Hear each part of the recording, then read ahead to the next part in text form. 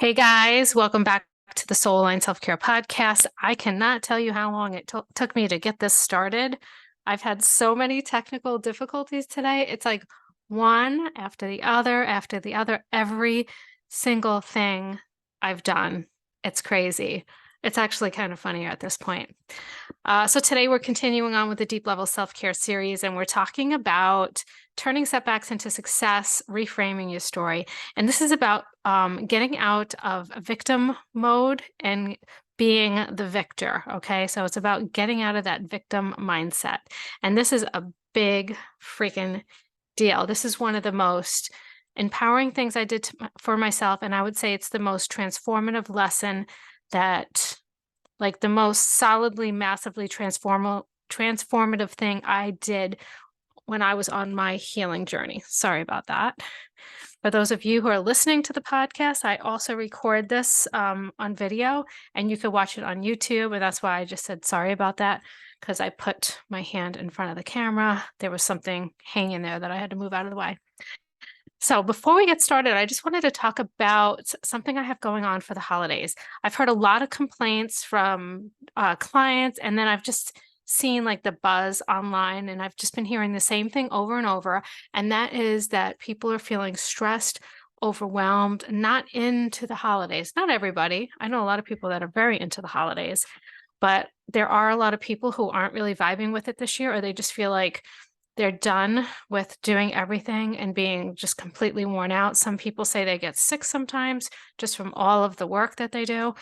And so I've decided to create a group, so to speak, a container, like a support kind of area for people like this. And I think it's going to be a lot of fun. I'm really into it.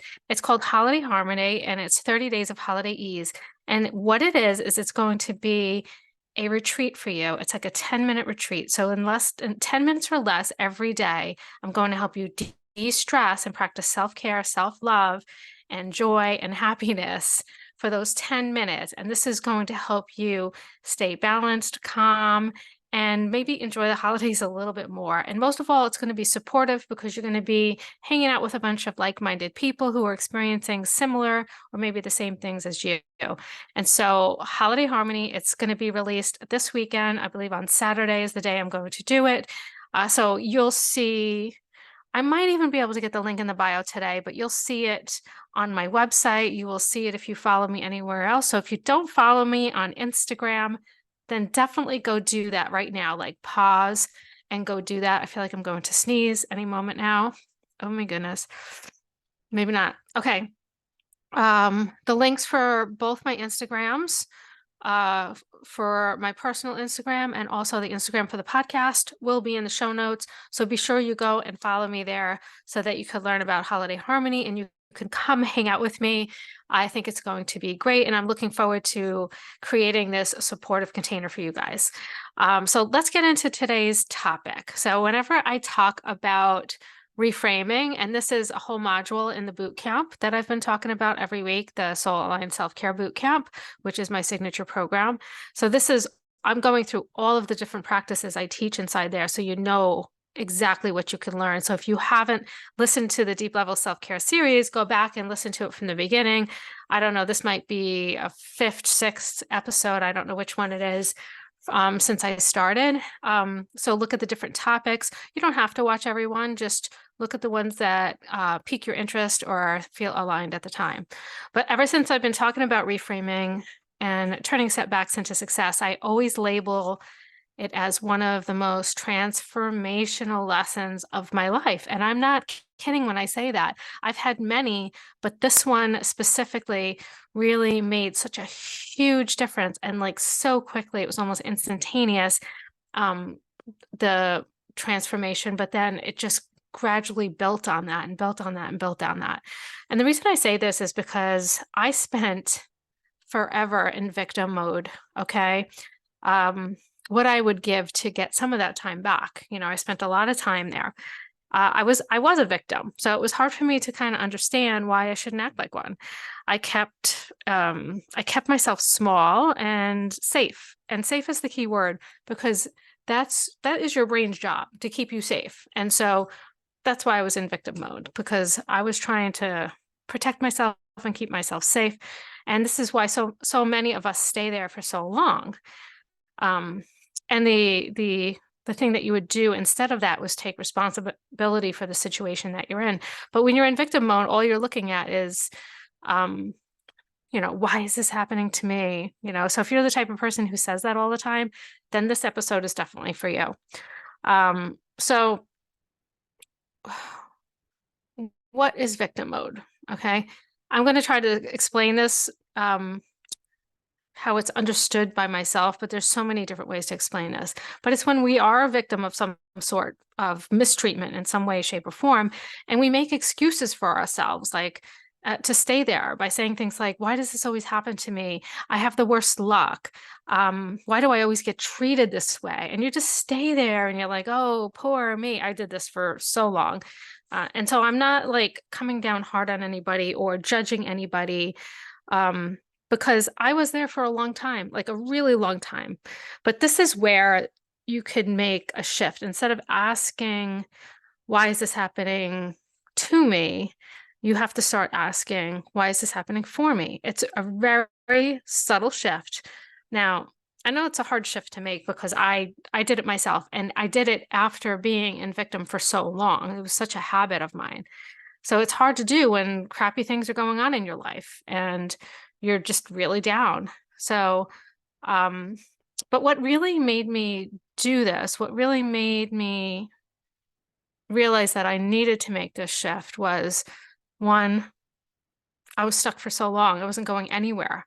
Like I saw all the people around me that cared about me and felt sorry for me, and they did little things to help me. I had really good friends in my life and some good family members. But I just realized that I wasn't getting anywhere. Like nobody else was going to get me out of this. Like I wanted somebody to save me. I really did. I was exhausted and I really wanted someone to save me. But I started to realize after being there for so long that nobody was going to come save me, right? The only person who could help me was myself. That's it. And that is, I'm going to say that again, because that was the moment that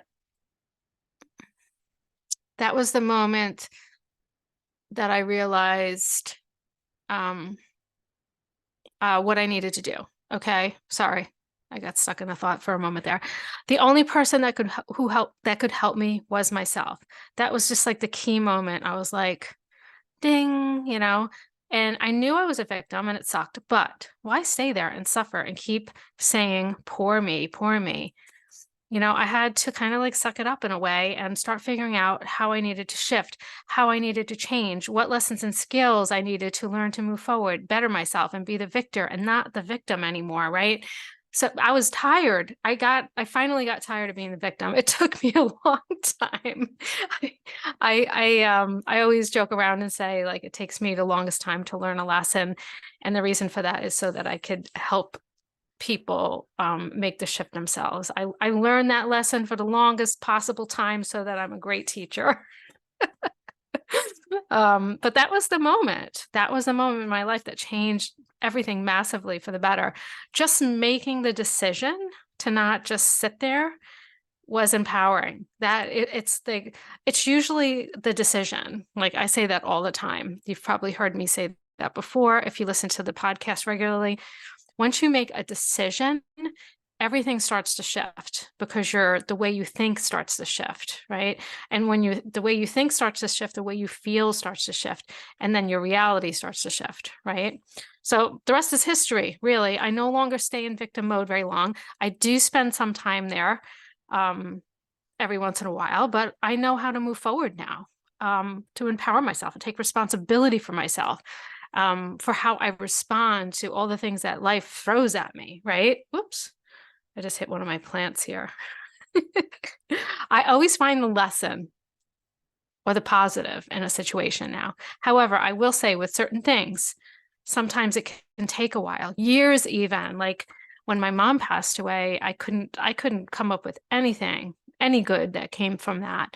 It was so hard for me. And so it took me years to really even look at it And even like I just wrote that off. I was like, nothing is good about that. Nothing. And I just wrote it off. And it took me years to like reflect on, was there anything good that came out of it? And I think that even to this day, I don't have a lot, but I definitely view myself differently. I think when you lose a parent, like everybody views themselves differently, the way I feel in my body. And I became a better person, maybe more empathetic and more caring, um, and more willing to look at someone else's perspective. And it's funny how I could get those lessons from something like that, but I definitely did.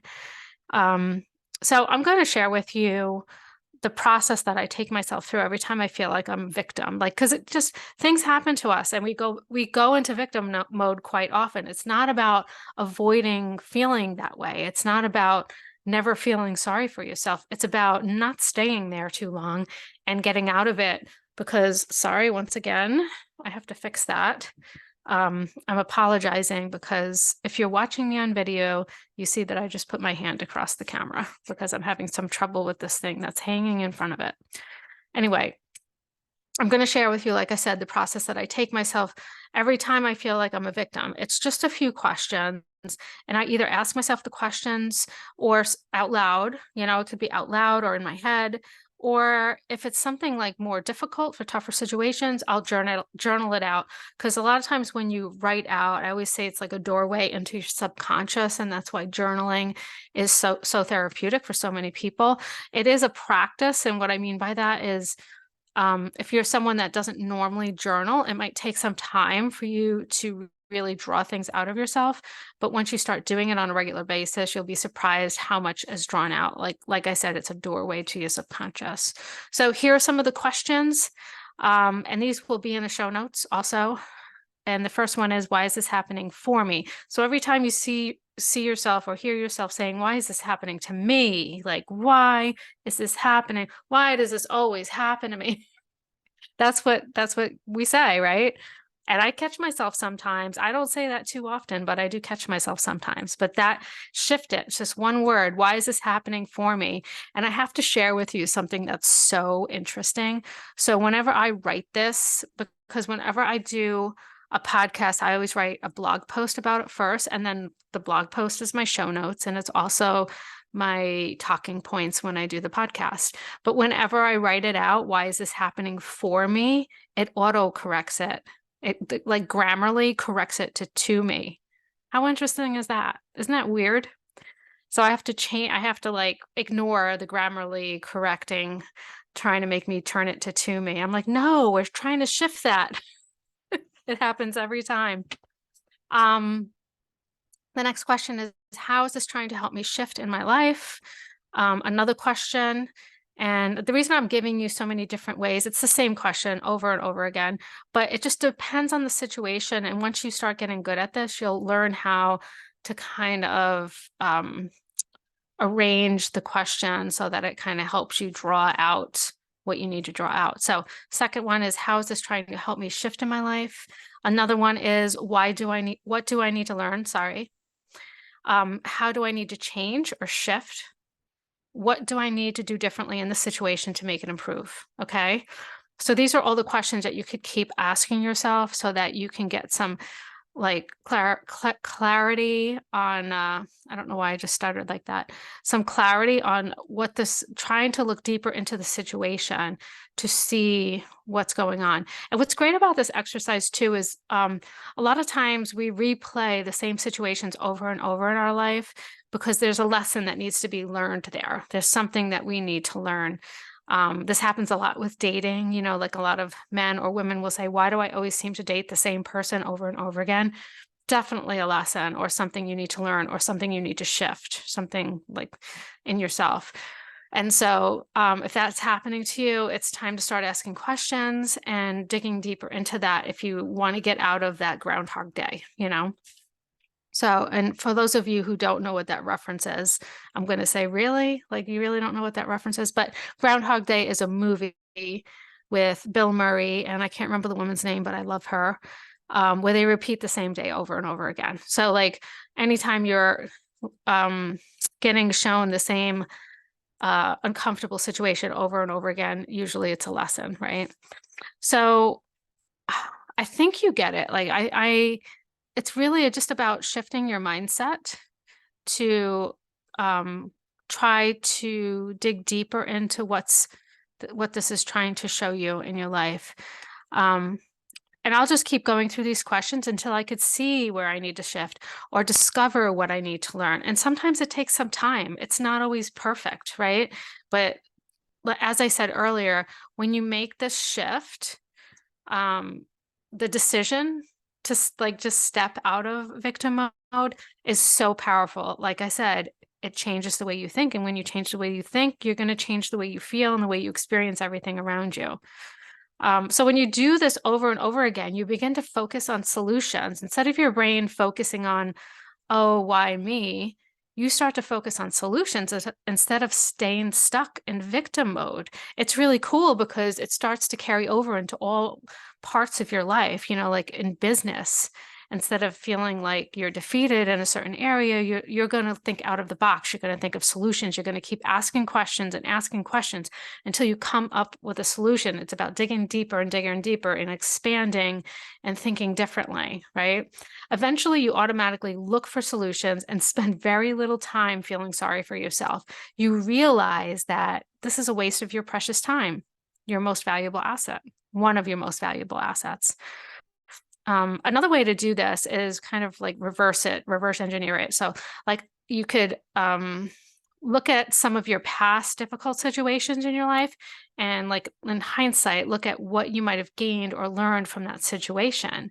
So, and like, how did it shift your life? How is this a positive experience for you overall? I say overall, because usually if it's a difficult situation, it feels like it's never going to be a positive experience. But this can sometimes be an easier way to start learning how to do this because you're looking at it when you're not in the thick of it. You're looking at it in hindsight, right? So what is a situation right now or an experience in your life right now that you can start to apply these questions to? Or what is a situation in your past that was very difficult that you could ask these questions and actually see what the takeaway was for you? So if you would like more guidance and support with this application or this process, you could join me in the Soul Aligned Self-Care Bootcamp, where this is a lesson right in the boot camp. And when you sign up for this next session, I'm going to be working with you personally through each lesson. So you'll get personal support from me working through this stuff. The waitlist is already open. The link is in the show notes and registration is open December 1st. I'm excited about this. I'm really excited about starting. We're going to be starting mid-January. So registration is going to open beginning of December. It's probably going to stay open for most of December. There's going to be some specials and bonuses that you can take advantage of. So the earlier you register, the better. So definitely, if you're interested in going through the boot camp with me in January, it's a great way to start your year off. It's like a great way to get all these deep level self-care practices under your belt. You have lifetime access for the program, so you could always go into it. There's monthly coaching. So once I go through each of the lessons with you from January, it's probably going to be like 8 to 12 weeks. After that, we're going to go to monthly coaching. There's always monthly coaching calls. So you have all the support that you need. Great way to start the year. So definitely get on the list. As I said, that'll be in the show notes. Okay, guys, that's it today. I want to keep it short. For those of you celebrating the holiday on tomorrow, because this podcast episode is going to be live on Wednesday. So those of you celebrating the holiday, enjoy your families. And I just want to let you know that I am grateful for all of you in my life and in the Soul Aligned Self-Care community. I'll see you next week. Love you. Bye.